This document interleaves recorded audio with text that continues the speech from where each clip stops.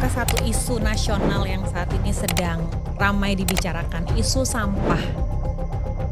Trenggalek punya movement apa soal sampah? Tapi gimana caranya seorang Mas Ipin menolak investor-investor kan? Kita ke isu Gen Z nih, lapangan kerja. Di Trenggalek sendiri kayak apa sih?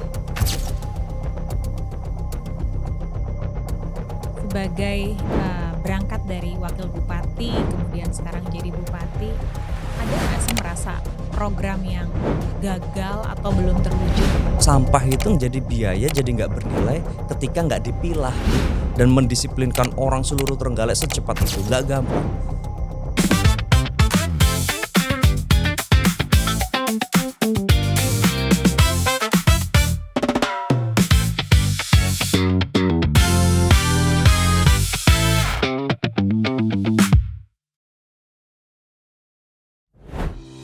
Di sebuah kabupaten daerah pesisir selatan Jawa Timur, lahir sebuah gagasan sederhana dengan harapan besar, bahwa sampah bukan sekedar limbah, melainkan peluang. Di balik gagasan itu, ada sosok pemimpin muda bernama Muhammad Nur Arifin. Perjalanannya tidak dimulai dari kursi kekuasaan.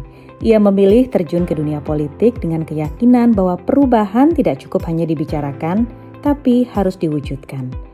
Berbagai tantangan ia hadapi hingga akhirnya mendapat kepercayaan masyarakat untuk memimpin Trenggalek sebagai bupati. Bagi Arifin, membangun daerah bukan hanya soal infrastruktur. Yang lebih penting adalah membangun kebiasaan dan pola pikir masyarakat. Dari pemikiran itulah lahir program Sangu Sampah, sebuah inovasi yang menggabungkan kepedulian lingkungan dan pemberdayaan masyarakat. Melalui program ini, para siswa diajak mengumpulkan sampah yang masih memiliki nilai jual, dipilah dan dikelola, sehingga mereka mendapat tambahan uang saku sehari-hari. Hasilnya, lingkungan menjadi lebih bersih, anak-anak belajar tentang tanggung jawab, disiplin, dan pentingnya menjaga lingkungan sejak dini, serta pemahaman bahwa ekonomi sirkular bisa dimulai dari lingkungan sekolah. Lebih dari sekedar program pengelolaan sampah, Sangu Sampah menjadi langkah kecil yang membawa dampak nyata bagi generasi muda. Di tengah berbagai tantangan yang dihadapi di daerah, Gus Ipin atau Arifin memilih memulai perubahan dari hal yang paling dekat dengan kehidupan masyarakat. Karena terkadang perubahan besar memang berawal dari lingkungan sederhana dan langkah kecil yang konsisten dilakukan. Inilah kisah tentang pemimpin dengan keberaniannya untuk menghadirkan ide baru, membangun kebiasaan baik, dan mengubah sebuah persoalan menjadi kesempatan bagi generasi masa depan. Jumpa lagi di Bisik, bongkar isu kasih solusi, dan kali ini Bisik kedatangan sama sosok muda yang sekarang berhasil memimpin daerahnya sampai hari ini. Dan tentunya juga kalau yang sering scrolling nih di media sosial nih ya, orang-orang muda yang inovatif, apakah beliau atau nanti cerita-cerita lainnya. Sudah hadir bersama saya ada Muhammad Arifin dan merupakan Bupati Trenggalek. Panggilannya maunya dipanggil Mas Ipin. Ipin aja. Ipin aja. Kalau di Jawa kan sudah wajib memanggil Mas Ipin ya. Apa kabar Mas Ipin? Alhamdulillah sehat, Mbak. Sehat ya. Kesibukan masih padat-padatnya. Terima kasih sudah meluangkan waktu. Ya, sama-sama udah diajakin ke sini. Tapi oke, sebagai kepala daerah, kemudian juga berada di politik, kemudian juga saat ini anak-anak masih membutuhkan perhatian ya sebagai seorang figur ayah begitu. Susah gak sih merasa membagi waktu itu? Bagi suami juga. Ya kita sih serumah tuh sudah paham tanggung jawab dan kita discuss sama anak-anak juga. Anak-anak tuh lucu, mau sama bapak di Trenggalek atau mau sama bunda di Jakarta. Kalau di Trenggalek jauh dari bunda, kalau di Jakarta deket bunda jauh dari bapak. Ya udah kita di tengah-tengah aja, ketemuan di Surabaya, kita sama eyang aja gitu. Padahal itu politiknya mereka kan, kalau sama eyangnya nggak ada yang marahin, nggak ada yang marahin kan, eyangnya pasti minta apa-apa. Iya, tapi seru. Jadi kita ketemuan di tengah di Surabaya. Saya juga sungkem sama mertua sama ibu gitu. Ya serunya long distance relationship ini dan long distance parenting juga. Tapi ternyata selama ini berhasil untuk Ya, berkomunikasi dengan cukup baik juga ya ya sama works well karena keluarga besar terutama ya, yang menjadi support system ya, mm, Mas Ipin ya. mm, Oke, kita mau sedikit tanya-tanya nih mm, soal gimana sih perkembangan Trenggalek sejak Mas ya. Ipin memimpin gitu. Waduh, panjang ya. Saya udah 10 tahun. Tapi yang bisa saya sampaikan sedikit mungkin kalau Mbak lihat data, semuanya bisa aja Google sekarang.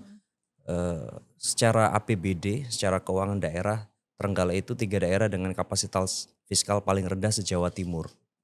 Ya. Jadi ibarat kata kasnya daerah itu uang kita paling sedikit. Selalu kita ada di top 3 itu paling sedikit. Tapi ketika dilihat profile, apakah dengan kas yang sedikit, apakah dengan APBD yang kecil itu kita menjadi daerah dengan kemiskinan tertinggi di Jawa Timur, kita nggak pernah ada di 10 daftar daerah termiskin. Bahkan kita 9 dari 38 kota kabupaten yang kemiskinan ekstrimnya sudah 0. Apakah stunting kita tinggi? Enggak juga. Stunting paling rendah kota Surabaya 4, sekian, kita 6, sekian. Jadi kabupaten kita paling rendah. Apakah IPM kita masuk ke IPM paling rendah? Enggak juga gitu. Kita enggak pernah masuk 10 terendah daerah dengan IPM paling rendah se-Jawa Timur. Jadi saya merasa bersyukur karena sejak awal saya selalu dorong kalau kita mendorongnya program, orang pasti tanya kalau program memang Pak Bupati punya duit berapa, mau bikin apa gitu. Tapi yang kita dorong selama ini movement, gerakan. Jadi kalau gerakan kita yang penting punya cita-cita yang sama. Oke. Gak ada duit Gerakan pun. apa sih yang paling efektif di Trenggalek selama Mas Ipin Ya memimpin? jadi pertama dulu waktu saya masuk dulu kan jadi wakil bupati. Nah wakil bupati itu ex officio sebagai ketua tim penanggulangan kemiskinan. Jadi yang saya dorong pertama kali dulu kantor wakil bupati saya jadikan untuk pusat pelayanan terpadu kemiskinan. Kan kalau orang investasi ada PTSP, ada pelayanan terpadu satu pintu, ada mall pelayanan publiknya. Tapi kalau orang miskin ngadunya kemana? Dilempar-lempar, sakit gak bisa bayar, datang ke dinas sosial, kata dinas sosial, oh ini urusannya rumah sakit. Katanya rumah sakit, oh minta izin dulu ke Dinkes, katanya Dinkes minta rekom dulu miskin ke desa gitu. Nah kalau yang ini begitu mereka datang, ya udah dicek aja mereka masuk data di TKS apa enggak, mereka punya pelayanan apa enggak. Bahkan sekarang teman-teman sudah konfigurasi kalibrasinya udah pakai Google Earth dan segala macam. Jadi begitu saya minta bedah rumah. Berarti ini basis sendiri yang dibuat di daerah Iya, begitu, tidak jadi bergabung ke DataSN? gini, kan dulu belum jamak ada namanya SLRT. Sekarang di Kemensos ada namanya SLRT, Sistem Layanan Rujukan Terpadu. Oke. Itu sudah mandatori di semua dinas sosial di seluruh Indonesia. Tapi sebelum itu kan belum pernah ada. Jadi kita bikin sendiri, namanya Gerakan Tengok Bawah Masalah Kemiskinan. Gerakan Tengok Bawah Masalah Masalah Kemiskinan. Kemiskinan. Kenapa gitu? Karena biasanya orang dapat bantuan tuh, itu dapat kenapa aku nggak dapat? Nah stop dulu. Kalau kamu ngerasa layak dapat, ada yang di bawahmu yang belum dapat nggak? Diduluin yang belum dapat dong gitu. Karena waktu itu fiskal, jadi kita sebenarnya konsep gerakannya cuma 3 sedekah. Pertama sedekah informasi. Karena saya matanya terbatas, 800.000 masyarakat aku nggak pernah ngerti. Jadi kalau you di media sosial udah DM aja lewat nomor hotline yang kita sediain. Info aja mana yang dapat bantuan nggak layak atau yang harusnya layak tapi belum dapat. Yang memang layak dibantu, kasih info. Kedua sedekah partisipasi. Oke. Ketiga sedekah rizki. Nah jadi kita kolaborasi dengan Basnas, Badan Amil Zakat. Dulu pengumpulan zakat kita itu di Trenggalek 1 tahun cuma 150 juta Mbak. Sekarang kita rata-rata di 6-7 miliar sampai 10 miliar.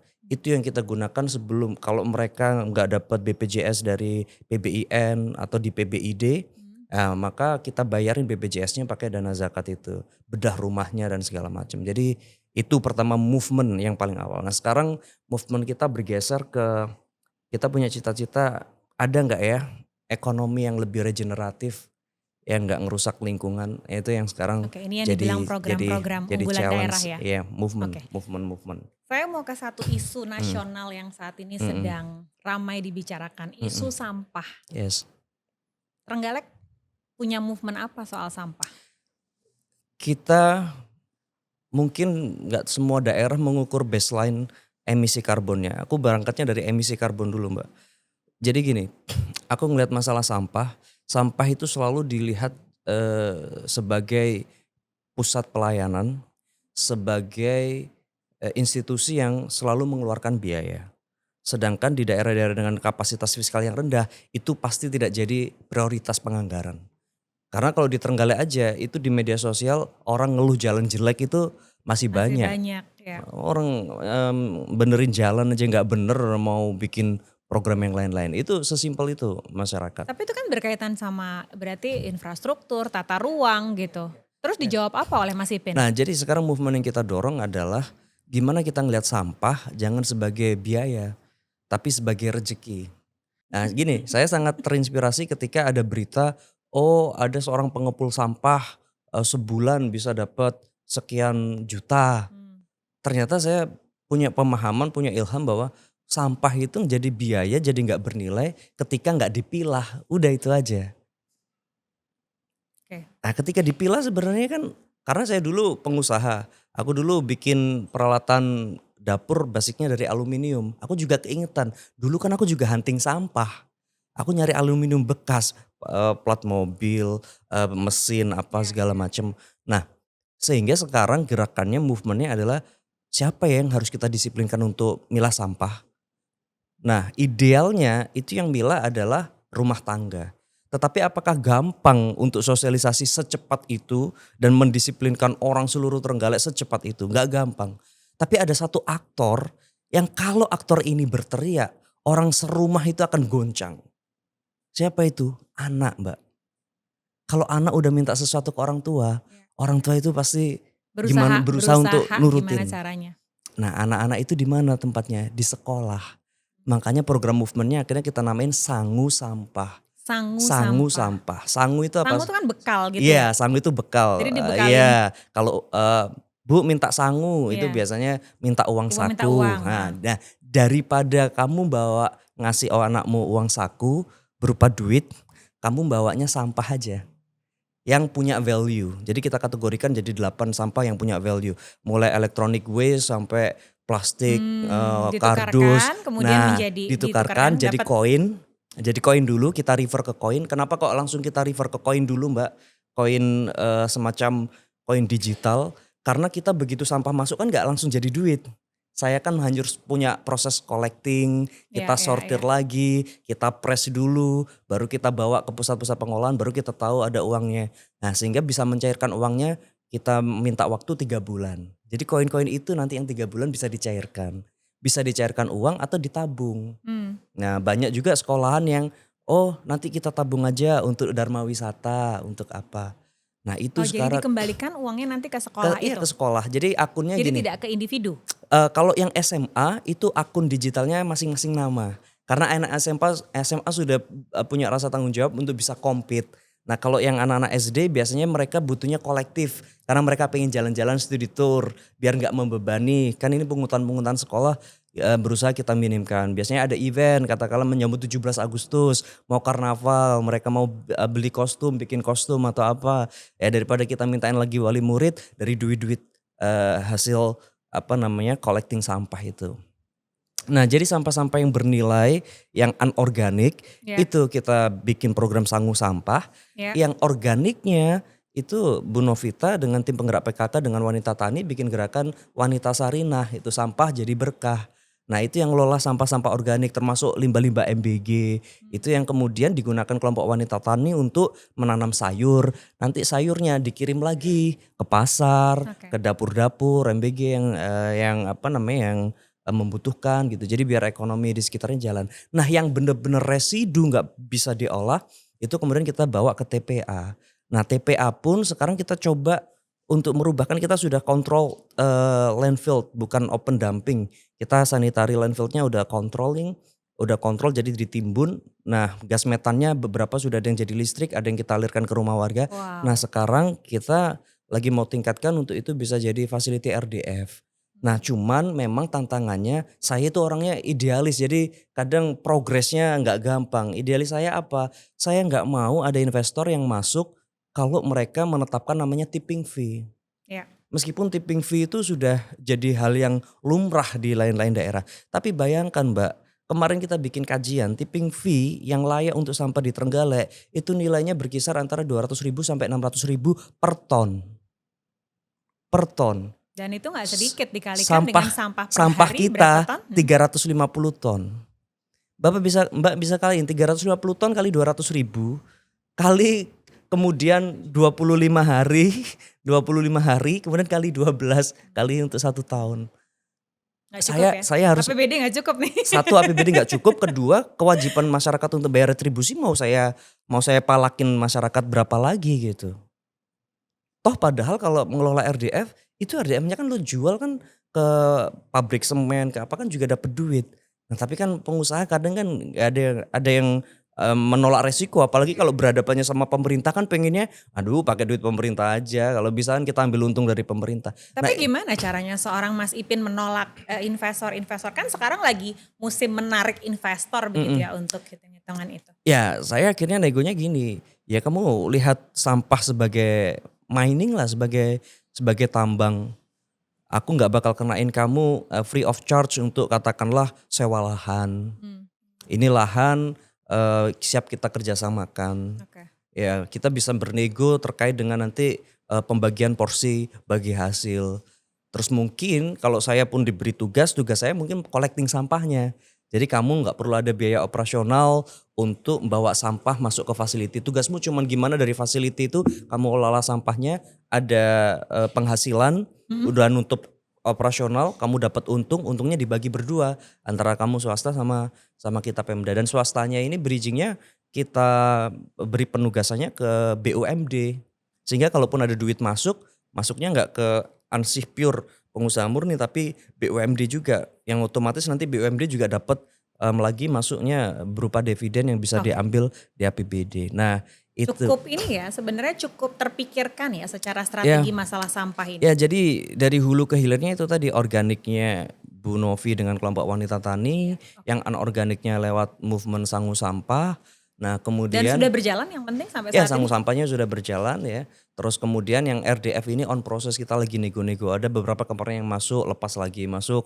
Emang gak gampang tapi saya tetap harus ambil sikap gitu. Saya nggak mau kalau pengelolaannya setiap yang masuk mensyaratkan ada tipping fee. Se-advance apapun teknologinya ya tetap akan jadi beban fiskal daerah. Dan kalau nanti jadi beban fiskal aku yakin gak sustain. Either kalaupun sustain pasti kamu bakal ngorbanin program-program yang lain. Yang which is itu juga gak enak buat rakyat gitu. Jadi itu sih. Kita ke isu Gen Z nih, lapangan kerja. Di Trenggalek sendiri kayak apa sih? Lapangan kerja. Berapa jumlah PHK dan saat ini kebutuhan dari lapangan kerja di Trenggalek? Kalau dari tingkat pengangguran terbuka kita angkanya di 3, sekian ya. Cukup rendah sebenarnya. Kalau dari sisi investasi, portofolio investasi kita cukup naik terus meskipun ya gak sebesar kota-kota yang memang basisnya industri. Kita kemarin membukukan sekitar hampir 600 miliar, itu 72%-nya di drive oleh investasi UMK, usaha mikro dan kecil. Jadi artinya ekonomi kita basisnya ekonomi kerakyatan sekali, dan itu totalnya ada sekitar hampir 25.000 serapan tenaga kerja. Nah yang paling mungkin berbeda dari daerah yang lain, kita ketika memfasilitasi ada investasi baru Mbak, aku bantu kamu, tapi aku syaratkan kalau kamu buka di sini perizinnya aku permudah, tapi syaratnya minimal 25% kuotamu harus ngambil dari desil 1, desil 2. Artinya diambil dari keluarga miskin. Karena saya pernah baca satu teori Myers and Sullivan itu mengatakan bahwa pada at the certain point bansos itu semakin gede dikucurkan, efeknya menurunkan kemiskinan dan memperbaiki ekonomi itu semakin menurun. Karena apa? Semakin bansos gede, orang merasa cukup dari bansos, orang gak kepingin kerja. Gitu. Kalau orang gak kepingin kerja, gak mau masuk bursa kerja, maka wajib pajak kita bakal turun. Gitu. Karena kalau gak ada yang kerja, siapa yang mau? Ini secara teori ya? Secara teori. Secara teori, dan Mas Ipin sedikit tidak setuju dengan pola-pola bansos kah saat ini? Ya makanya yang kita dorong, kalau kamu sudah dapat bansos, harusnya bukan lepas dari tanggung jawab. Kamu tetap punya tanggung jawab untuk bekerja. Makanya saya sampai mandatorikan kayak contoh, kan sekarang yang lagi berkembang industri SKT tuh Mbak, rokok apa namanya, eee, giling giling tangan itu bukan mesin. Nah itu kan serapan tenaga kerjanya banyak, ibu-ibu dan segala macam. Nah itu yang kita pilihin dari, data DTESN yang dari Desil 1, Desil 2. Jadi harapannya, oke kamu sekarang terima bansos, tapi one day ketika kamu sudah punya penghasilan dan segala macam, itu bisa meningkatkan, level ekonomi kamu gitu dan itu yang sekarang kita kita jalankan.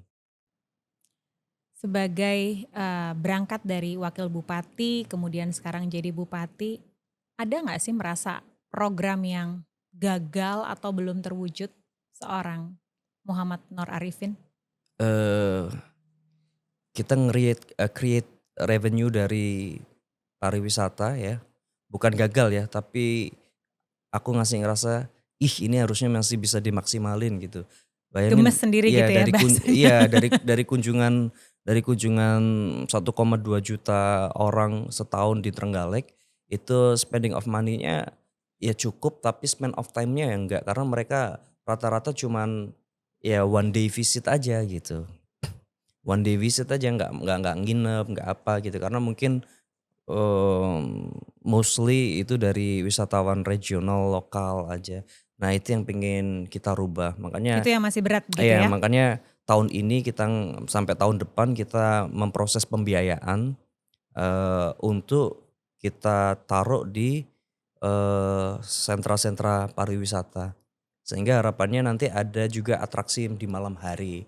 Kayak contoh, goa itu you mau datang siang, mau datang malam, itu kan tetap gelap. Tapi orang rasanya kalau wisata goa malam hari itu kan rasanya serem gitu. Nah kenapa nggak kita bikin immersive cave, terus batu-batuannya di sana, hutannya di sana kita bikin sparkling sehingga kalau dinikmatin di malam hari itu enak gitu. Sehingga Suasananya orang beda gitu ya? ya sehingga length of stay-nya bisa nambah. Kan biasanya orang kalau di Trenggalek cuma ngejar sunset-an di pantai, sore dia udah pulang balik. Malam mungkin nginepnya malah di kota-kota lain. Nah itu yang nggak kita, pengennya kan mereka makin lama stay-nya. Nah kedua Mbak, yang aku juga masih gemes itu kalau kita ngelihat indeks pembangunan manusia, kalau di indeks pembangunan manusia itu kan kompositnya ada 3, Iya. ada indeks kesehatan, itu salah satunya angka harapan hidup, kita tinggi lah kalau itu. Oke beres stunting, angka kematian ibu bayi kita oke lah baik. Kalau purchase parity power ya udahlah mengikuti. Tapi yang aku gemes itu yang indeks pendidikan. Kalau angka putus sekolah, eee, angka rata-rata lama sekolah anak, ya kita masih rata-rata. Tapi yang kita nggak bisa ngejar daripada kota-kota yang lain, khususnya kota-kota yang jadi pusat pendidikan, itu harapan lama sekolah. Karena harapan lama sekolah itu menghitung, seberapa punya kemampuan anak, itu punya harapan, itu bisa meneruskan pendidikan sampai sampai berapa lama di Trenggalek. Itu tergantung dengan fasilitas pendidikan yang tersedia. Nah sedangkan di tempat kita tuh nggak ada kampus Mbak. Kalau ada pun kampus, kalaupun ada kampus itu, kampus swasta yang apa ya, aku kan pengen juga ada kampus yang prominent, yang orang dari luar itu mau mau datang. Ini gara-garanya aku suatu saat, pernah ambil short course di Irvine. Irvine itu antara San Diego sama San Francisco, itu 2 kota besar tapi di tengah-tengahnya ini kok nggak maju. Ketika itu yang punya tanah Mr. James Irvine itu ngasih ke, apa namanya, Government of State, ini tanah Orange County, itu sampai kecamatannya namanya Iya Orange iya, County. Orange County. Nah, ini aku kasih ke pemerintah asal dibikin kampus. Akhirnya ada University of California Irvine. Sejak ada kampus itu, akhirnya CBD terbentuk, Mmm, kota-kota itu iya terbentuk. iya, ada kehidupan di Iya, satellite kan? makanya Mbak bisa bayangin orang di Trenggalek itu, orang tuanya pengen anaknya sekolah tinggi, kuliah di tempat yang bagus, biayanya nggak murah. Ya, Orang Trenggalek jual tanah sawah oke, Mbak, jual sapinya, tapi duitnya digunakan di mana? di Di kota lain? Jogja, di Malang, di Surabaya. Oke itu fair, tapi menurut aku itu kan juga ada semacam ekonomi leakage, ada kebocoran arus kas yang sebenarnya kita ini Bisa dinikmati, butuh darah kemudian ibaratnya ya, butuh putaran uang di dalam untuk menggerakkan ekonomi tapi uangnya malah keluar. Tapi bayangkan kalau kita punya kampus itu bakal lebih dahsyat daripada wisata. Karena kalau orang wisata udahlah main ke Trenggalek itu nginep 1 malam atau 2 malam aja udah top. Tapi kalau kampus, kamu pinter aja nginepnya 3,5 tahun. Ya, jadi Nah, lebih banyak perputaran. Itu yang nah dipikirkan. ya selain itu juga pasti kualitasnya. Makanya saya pun mensyaratkan kalau ada kampus harapannya STEM. Makanya ini info buat juga yang nanti dengar dan mungkin ada itu, kita siap menghibahkan tanah untuk pembangunan kampus itu dan DPR pun setuju. Kita kemarin sempat sudah menghibahkan tanah kurang lebih 20 hektar. 20 hektar tapi karena di dalam perjanjian itu ketika 2 tahun pertama tidak ada tanda-tanda Ya, bikin perencanaan atau apa ya, kewajibanku ke masyarakat kan pertanggungjawaban ya kembaliin tanahnya jadi itu gitu. mimpi-mimpi yang masih belum Ya itu tercapai itu sebagai mimpi seorang gitu. Terus rencananya dalam waktu dekat kah atau dalam waktu yang Ya masih ya akan tetap didoakan? ya tetap ongoing karena sebenarnya semuanya sedang di approach ya, kayak pariwisata komitmen untuk pembiayaannya kita sudah deal gitu ya. Ada di angka sekitar 70 miliar, nanti ada beberapa spot yang akan kita sentuh termasuk infrastruktur jalan yang mendukung ke sana. Nah, semoga itu nanti bisa menambah PAD juga. Karena sekarang ketika ada jalur lintas selatan, pariwisata yang tempatnya lebih di utara dari kawasan pantai itu sudah nggak pernah dikunjungin lagi. Kayak tadi yang aku bilang ada goa, terus ada kemudian beberapa pantai lagi yang mau kita percantik, ada kita punya hutan kota, termasuk ada kebun kopi peninggalan Belanda beserta seluruh bangunan heritage-nya. Ini Itu sambil promosi pariwisata iya, Trenggalek ya. iya, Boleh loh, iya, boleh loh untuk iya, diceritakan gitu. iya. Jadi nanti tunggu kalau udah selesai pasti kita Karena semuanya masih ongoing. kita posting lagi nanti. Mas Ipin, terima kasih banyak Thank you, waktunya Mbak. mampir Thank ke you. sini Iya. dan mudah-mudahan semua harapan dan juga rencana-rencana ini bisa terwujud lebih cepat. Iya. Soalnya udah diceritain loh Iya. sama Doain teman-teman ya.